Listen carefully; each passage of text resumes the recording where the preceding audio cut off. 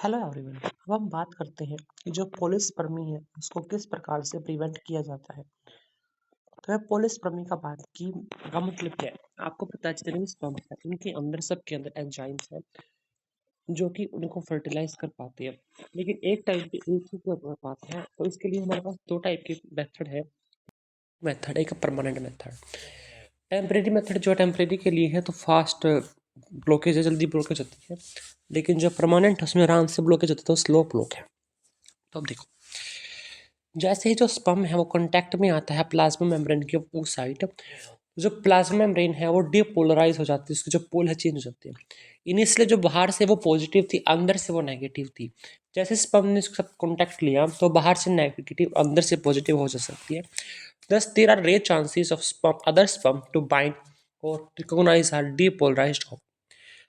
फिर नेक्स्ट है permanent block. किस प्रकार होता है, जैसे ही जो है फास्ट ब्लॉक यानी कि टेम्पररी ब्लॉक हो जाता है, वो जो है जो स्मूथ एंडोप्लाज्मिक रेटिकुलम है उसको सिग्नल करता है। स्मूथ एंडोप्लाज्मिक रेटिकुलम के पास कुछ कैल्शियम आयंस जो है स्टोर्ड होते हैं, वो उन कैल्शियम आयंस को रिलीज करता है, जिसकी वजह से this cause exocytosis of cortical granules. ये जो कोर्टिकल ग्रैन्यूल्स है उसका एक्सोसाइटोसिस कर देता है, जिसके बाद जो कंटेंट है कोर्टिकल ग्रैन्यूल का, वो पेरिविटलाइन स्पेस को भर देता है, जिसकी वजह से जो है अदर स्पर्म की जो परमानेंट ब्लॉकेज हो जाती है। अभी आगे बात करते हैं कोर्टिकल ग्रैन्यूल्स क्या है। वो उसके अंदर होते हैं हमारे सेकेंडरी वो साइट के अंदर। देखो, metaphase 2 of meiosis II is released upon contact of sperm and large haploid ovum। जैसे ही जो हमारा ओवम है या फिर जो सेकेंडरी ओसाइट है उसका और हमारे स्पर्म का जब मिलन होता है तो उसकी metaphase 2 of meiosis II complete हो जाती है, और एक लार्ज ओवम और एक हैप्लॉइड पोलर बॉडी निकल जाती है just after completion of fertilisation. तो जो हैप्लॉइड न्यूक्लियस है ओवम का और जो हैप्लॉइड न्यूक्लियस स्पर्म का, वो आपस में फ्यूज होती हैं और एक डिप्लॉइड स्ट्रक्चर का फॉर्मेशन करते हैं जिसका नाम है जाइगोट। अब जैसे जाइगोट बन चुका है तो उसके अंदर होती है cleavage division. As the zygote is formed in the ampulla, जैसे ही एम्प्यूला के अंदर जाइगोट बन चुका है, इट पासिस थ्रू इस्थमस, तो वो इस्थमस के पास जाना स्टार्ट हो जाता है कि उसको एंडोमेट्रियम जाकर चिपकना भी है। तो जो हमारी क्लीवेज डिवीजन है वो वहाँ पर ही बिगिन हो जाती है। तो क्लीवेज डिवीजन होती क्या है, इट इज़ द रैपिड, फटाफट है। माइटोटिक है मीन्स माइटोसिस होती है, लेकिन यहाँ पर G1 और G2 जो फेज है वो एब्सेंट होते हैं। And new individual cells formed after each cleavage division known as blastome. इसका मतलब क्या है, एक वही मास रहता है, मीन्स डिवाइड तो होती रहती है, लेकिन जो है वो उसकी हाफ, मान लीजिए एक 5 सेंटीमीटर की सेल वो डिवाइड हो रही है, तो डिवाइड होने के बाद दोनों सेल उस 5 सेंटीमीटर के अंदर आ जाए, इतनी सेल वो बनती है। इस प्रकार से क्लीवेज डिवीजन होता है। जाइगोट है जो कि एक सेल हमारा स्ट्रक्चर है, उससे 2 सेल बनेंगे, उससे 4 सेल बनेंगे, उससे 8 सेल, उसको से 16 सेल। जो हमारा 8 सेल का जाइगोट बनता है, मतलब एम्ब्रियो बनता है, उसको बोलते हैं हम अर्ली मोरूला। और जैसे ही जो 16 सेल्स में कन्वर्ट हो जाता है उसको हम बोलते हैं लेट मोरूला। तो आप यहाँ पे देख सकते हो इस प्रकार से बन जाता है। जो अंदर की कैविटी है उसको हम बोलते हैं ब्लास्टोसील, जो कि उसकी कैविटी है। कैविटी के जो ऊपर एक साइड है वहाँ पर जो है इनर साल सेल मास बन जाता है, मीन्स जहाँ पर डिवीजन हो होकर गुच्छा सा बन जाता है एक सेल का, जो आगे जाके जो है एम्ब्रियो को फॉर्म करेगी, इसलिए उसको एम्ब्रियो ब्लास्ट कहा जाता है। एम्ब्रियो ब्लास्ट के चौगर्ती को एक लेयर बन जाती है जिसको हम ट्रैफोब्लास्ट या फिर ट्रोफो एक्टोडर्म भी बोलते हैं, जो कि प्लेसेंटा के बनने में काम आती है। और ये HCG हार्मोन जो है वो सीक्रेट करता है। अगेन आई एम टेलिंग, जैसे डिवीजन होती होती गई, जो है अंदर जो ब्लास्टोसेल से कैविटी है उसके चारों तरफ ट्रोफोब्लास्ट है जो कि हमारी प्लेसेंटा को बनाएगी। एक तरफ जो है सारे सेल का मास इकट्ठा हो जाता है, उसको इनर सेल मास बोलते हैं, जो कि आगे जाके एम्ब्रियो की फॉर्मेशन करेगी, इसलिए इसको एम्ब्रियो ब्लास्ट कहा जाता है। जो 8 और सेल और 16 सेल तक के स्टेज को मोरला बोलते हैं, जो कि मलबेरी सॉलिड बोल लाइक स्ट्रक्चर होता है। अब देखो, अब जो है वहाँ पर जो है ये इनर माल सेल वाला जो स्ट्रक्चर है वो बन चुका है। अब जो हो गया है, अब यहाँ पर होगा इम्प्लांटेशन। उस स्ट्रक्चर को हम बोलेंगे blastocyst prior to its attachment hatches out of zona pellucida. जो उसके चारों तरफ जोना पैलूसिडा थी, उससे जो है ब्लास्टोसिस्ट बाहर आता है और वहाँ पर जाके अटैच हो जाता है। अब यहीं पे हमारा एक टॉपिक आता है एक्टोपिक प्रेगनेंसी। तो एक्टोपिक प्रेगनेंसी क्या है? मोस्टली या फिर जो जनरल केसेस में क्या होता है, जो हमारा जाइगोट बना है वो यूट्राइन के फंडस पार्ट में जाके अटैच होता है। अगर वही जाइगोट यूट्राइन के फंडस पार्ट को छोड़ के, यूट्रस को छोड़ के कहीं और इम्प्लांट हो जाए, जैसे कि हमारे फैलोपियन ट्यूब के अंदर ही इम्प्लांट हो जाए, तो हम उसको बोलते हैं ectopic pregnancy. If implantation occurs anywhere other than the uterine endometrium, for example fallopian tube, it is known as ectopic pregnancy। अब जो एक्टोपिक प्रेगनेंसी है, मान लीजिए अगर वो फैलोपियन ट्यूब में हो गई, तो उस केसेस में मोस्टली क्या फैलोपियन ट्यूब फटता ही है, जान को खतरा होता है। क्यों? क्योंकि वो तो अपना जो है माइटोसिस करेगा, जल्दी जल्दी डिवाइड करेगा, और वहाँ पर जो हमारी फैलोपियन ट्यूब बिल्कुल छोटी सी होती है, तो वहाँ पर वो डिवीजन नहीं हो पाती और जो फैलोपियन ट्यूब है वो फट जाती है। Removal of zona pellucida is needed for implantation. जो जोना पेलोसिडा है उसकी रिमूवल जो जरूरी है इम्प्लांटेशन के लिए to occur, and during this time it breaks into two parts leading to the formation of identical twins. इसका मतलब क्या है? जुड़वा बच्चे होते हैं, जुड़वा बच्चे होते हैं वो दो टाइप से होते हैं, एक होता है जाइगोटी ट्विन, होता है नॉन जाइगोटी ट्विन। इसका मतलब क्या है? मान लीजिए हमारे अगर बहुत रेयर चांस है, लेकिन हर टाइम पे एक ही जो है ओवम रिलीज होता है। मान लीजिए कभी ऐसा हुआ, हार्मोन ज़्यादा बन गए, हार्मोनल चेंजेस की वजह से अगर दो ओवम जो है हमारे बन गए और दो ओवम रिलीज हो गए और दो अलग स्पर्म ने उनको फर्टिलाइज कर दिया और दोनों का ही इम्प्लांटेशन हो गया, तो उस केस में दो बच्चे पैदा होंगे। अब ऐसा जरूरी नहीं है कि दोनों बच्चे एक जैसे ही हो, दोनों बच्चे अलग अलग पैदा होंगे। एक लड़का एक लड़की भी हो सकता है, दोनों लड़के भी हो सकते हैं, दोनों लड़की भी हो सकती हैं, लेकिन जो उनके अंदर का डीएनए है वो अलग होगा, क्योंकि वो अलग अलग स्पर्म और अलग अलग ओवम से बने हैं। जो उनकी फिंगर प्रिंटिंग है वो अलग अलग होगी। अब दूसरा केस ये है, मान लीजिए एक ही जो एग है वो फर्टिलाइज हो गया है। जब वो फर्टिलाइज्ड एग को इम्प्लांट होना है, तो उस इम्प्लांटेशन के केस में जो है जोना पेलुसिडा जो है फटती है। जैसे ही जोना पेलुसिडा फटती है, उस टाइप पे कुछ केसेस में ऐसा देखने को मिला है कि वो पूरा का पूरा जो हमारा इनर मास्टर वाला जो स्ट्रक्चर बना था, जो मुरला से अगला स्टेज बनी थी, वो जो है दो दो टुकड़ों में बन जाती है। और उस टाइम पे टोटी पोटेंट सेल है, हर एक सेल के पास ऐसी कैपेबिलिटी है कि वो पूरा पूरा ऑर्गेनिज्म बना दे। तो उस टाइम पे जो है दो बच्चे पैदा होते हैं, दो ऑर्गेनिज्म पैदा होते हैं। दोनों के दोनों का जेंडर सेम है, अगर दोनों लड़कियां तो लड़कियां होंगी, लड़के दोनों लड़के होंगे। उनकी जो फिंगर प्रिंटिंग है वो भी सेम होगी, उनकी जो उनका डीएनए कंटेंट है वो भी सेम होगा। और ऐसा देखने को मिलता है कई केसेस में उनकी शक्ल भी बिल्कुल एग्जैक्ट कॉपी जैसी होती है, उनकी आवाज़ भी एक जैसी होती है। अब देखो सब डायग्राम में देखने को मिल सकती हो, देख सकते हो कि बाहर को तरफ ट्रोफोब्लास्ट है, एक साइड पे इनर सेल मास है। फर्टिलाइजेशन के 6 से 7 दिन बाद जो है इम्प्लांटेशन होता है। ऐसा नहीं है कि आज ही फर्टिलाइजेशन हो गया तो आज ही इम्प्लांटेशन, नहीं, उसको ये वो ऐसे डिवीजन करता है, उसको 6 से 7 दिन ऐसा काम करने में लग जाता है। अब जो ट्रोफोब्लास्ट है उसकी मदद से जो है हमारा वो होता है इम्प्लांटेशन। तो ट्रोफोब्लास्ट जो है वो हेल्प करती है अटैचमेंट में। अब मान लीजिए अटैचमेंट हो गई, जैसे ही अटैचमेंट हुई तो जो इनर सेल मास है वो डिफरेंशिएट हो जाता है हाइपोब्लास्ट और एपिब्लास्ट में। क्या? हाइपोब्लास्ट और हैप्पीब्लास्ट में।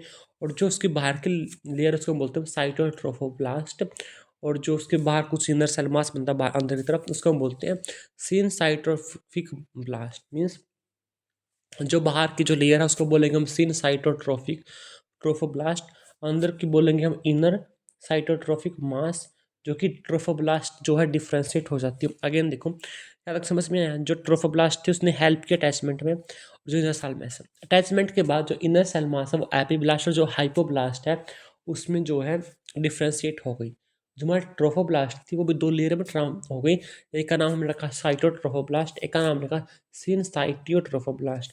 तो सिनसाइटियोट्रोफोब्लास्ट थे वो आउटर लेयर थी, तो साइटोट्रोफोब्लास्ट थे वो इनर लेयर थी। अब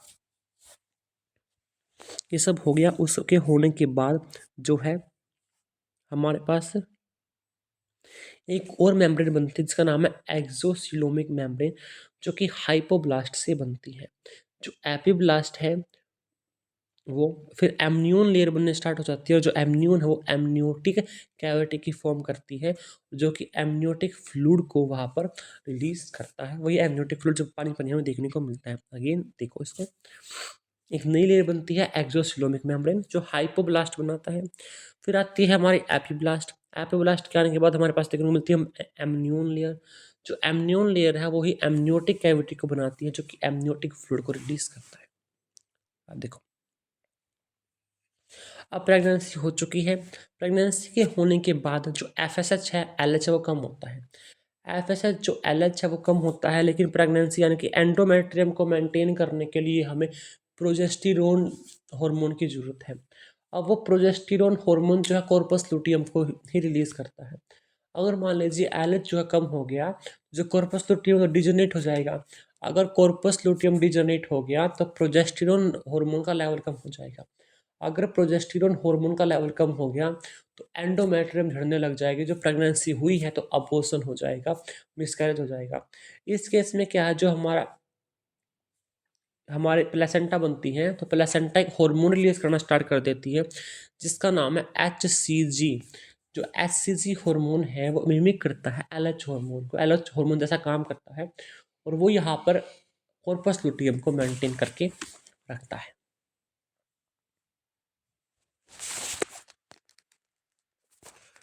अब नेक्स्ट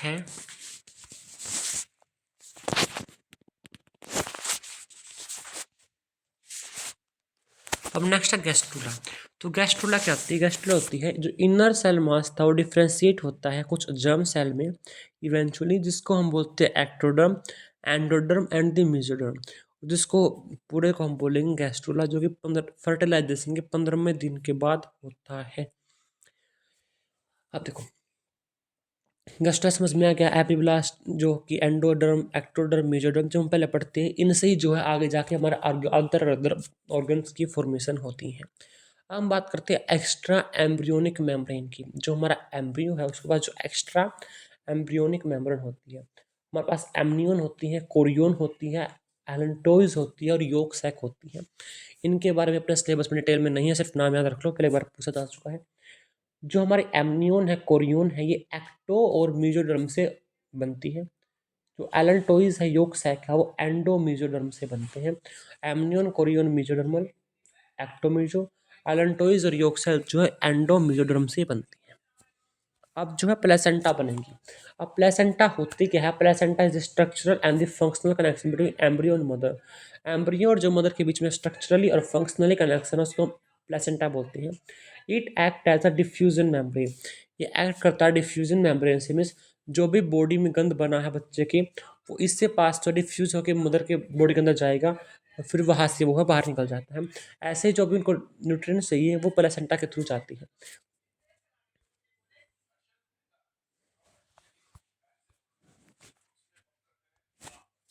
जो ये हमारे प्लेसेंटा है कुछ हॉर्मोन्स को रिलीज करे से HCG, तो इसको टेम्परेरी एंडोक्राइन ग्लैंड का भी नाम दिया गया है। यही डिफ्यूजन में हेल्प करती है for two nutrients from mother to the foetus. If it help in removal of nitrogenous waste from foetus. जो IgG इम्यूनोग्लोबिन है वो प्लेसेंटा को क्रॉस करती है और पैसिव इम्यूनिटी प्रोवाइड करती है बॉडी को। अब जो प्लेसेंटा है उसमें सिर्फ माँ का पार्ट या फिर बच्चे का पार्ट नहीं होता, प्लेसेंटा के अंदर फीटल पार्ट भी होता है और मैटरनल पार्ट भी होता है। मैटरनल पार्ट क्या है? मैटरनल पार्ट है एंडोमेट्रियम और जो फीटल पार्ट है वो ट्रोफोब्लास्ट। तो जो ट्रोफोब्लास्ट और जो एंडोमेट्रियम है ये मिलकर हमारे प्लेसेंटा को फॉर्म करती है। अब देखो आगे है कोरियोनिक विलाई। कोरियोनिक विलाई क्या है? एक ऐसी विलाई जैसा स्ट्रक्चर बन जाता है जो कि उसको अटैचमेंट में हेल्प करता है ताकि वो गिरे ना। अब देखो,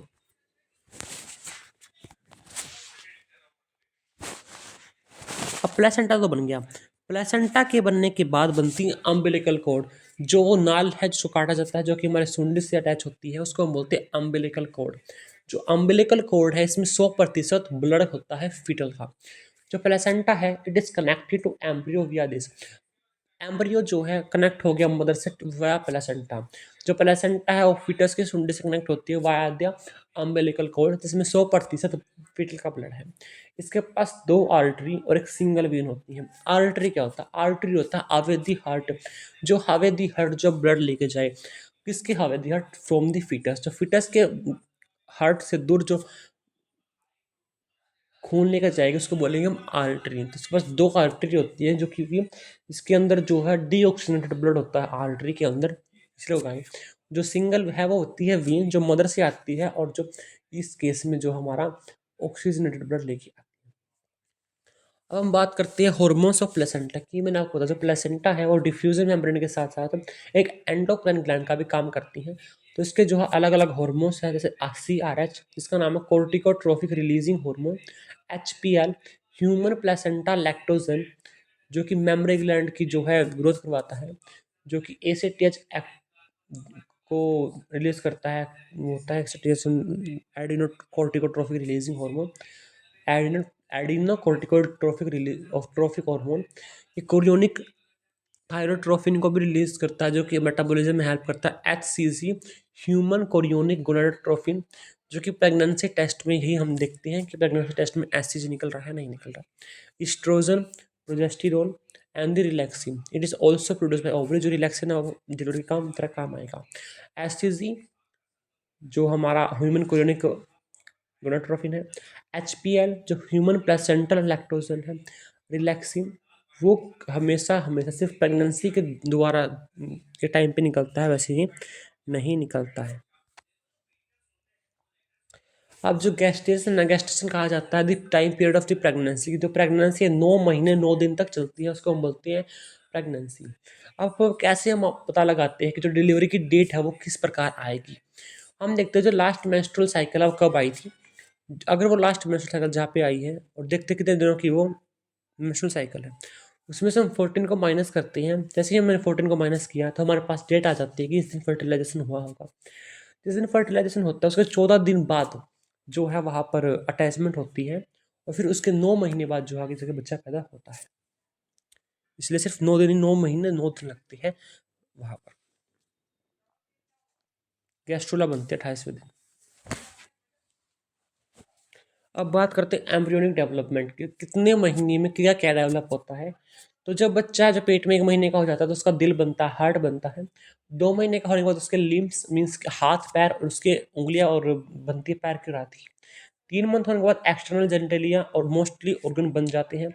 जब 5 महीना आता है तो वहाँ पर जो है हेयर अपीयर हो जाती है हेड पे, और पहली मूवमेंट जो है फिटस की वो महसूस होती है। तो छठा महीना आता है तो पूरे शरीर पे बाल आ जाते हैं, जो आईलिड्स है वो सेपरेट हो जाती है, जो आईलैशेस है वो फॉर्म हो जाती है। क्योंकि पहले मंथ में हार्ट बना, दूसरे मंथ में जो है डिजिट बन गई, हमारे लिम्स बन गए।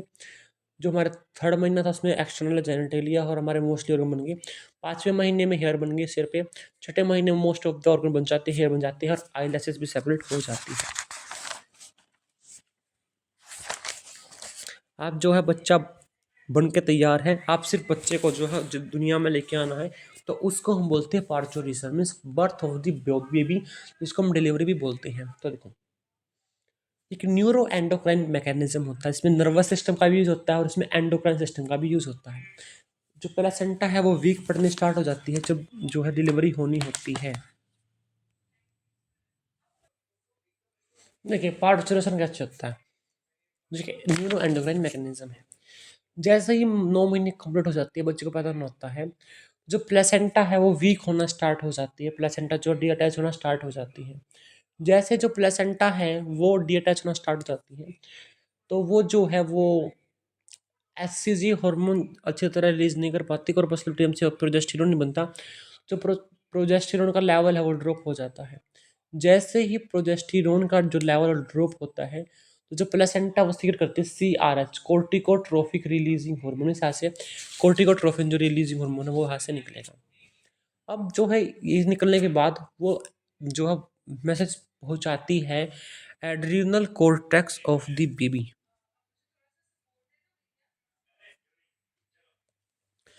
जैसे ही एड्रिनल कोर्टेक्स ऑफ फीटस के पास पहुंचता है, तो वहाँ से कोर्टिसोल और DHEA हार्मोन निकलता है। जो कोर्टिसोल है वो फैसिलिटेट करता है ब्रीथिंग में, कि बच्चा पैदा होगा तो एल्वुलाई की ओपनिंग करवाना स्टार्ट कर देता है और फैसिलिटेट करता है ब्रीथिंग में। जो DHE है डाईहाइड्रो एपिनोस्ट्रोइन हार्मोन, जो कि प्लेसेंटा से निकलता है, वो ऑक्सीटोसिन को रिलीज करवाता है, जो release of prostaglandins from uterine wall, uterine wall से प्रोस्टाग्लैंडिन्स को रिलीज करवाता है ताकि जो है कॉन्ट्रैक्शन हो सके, और ऑक्सीटोसिन रिसेप्टर को बनाता है। वहीं पे अब बात करते हैं फीटल इजेक्शन रिफ्लेक्स क्या होता है। मान लीजिए पूरा जो फीटस है डेवलप हो चुका है, वो मदर की पिट्यूटरी को सिग्नल करता है। ये काम जो होता है तो होता है बच्चे के अंदर कि वो एड्रिनल कोर्टेक्स को उसने अटैक किया, वहाँ से कोर्टिसोल डीएचए निकला, वहाँ से प्रोस्टाग्लैंडिन्स निकले, टाइन बोल से एस्ट्रोजन ने ऑक्सीटोसिन रिसेप्टर्स बनाए और प्लेसेंटा से निकला। और साथ में होता है foetal ejection reflex. Foetal ejection reflex होता है बच्चा निकलने वाला है, जैसे ही फीटस जो है फुल डेवलप हो जाता है तो वो मैटरनल पिट्यूटरी को सिग्नल्स करता है। जैसे ही मैटरनल पिट्यूटरी को सिग्नल जाता है तो वहाँ से निकलता है ऑक्सीटोसिन। ऑक्सीटोसिन जैसे निकलता है तो वो एक्ट करता है यूट्राइन वसल्स यानी मायोमेट्रियम से। जो मायोमेट्रियम है वो अब कॉन्ट्रैक्ट होना स्टार्ट कर देती है। कॉन्ट्रैक्ट होने के बाद फिर से वो मैटरनल पिट्यूटरी को सिग्नल करती है, विग्रस कॉन्ट्रैक्शन होती है, ज़्यादा ऑक्सीटोसिन आता है, वहाँ से बच्चा बाहर निकल जाता है। जो गेस्टेशन पीरियड है वो वेरी करता है, ह्यूमन में 9 महीने होता है, कुत्ते बिल्ली में 52 से 65 दिन, 3 महीने के करीब होता है, और एलिफेंट में जो है 18 से जो 22 मंथ्स होता है। तो एलिफेंट के अंदर जो 18 महीने होता है यानी कि 1 साल के करीब। तो आज की वीडियो में इतना ही। लेक्चर कंप्लीट होता है, चैप्टर कंप्लीट होता है। मिलते हैं नेक्स्ट चैप्टर को लेके, तब तक के लिए बन रही है हमारे साथ ओनली वेरी बेस्ट।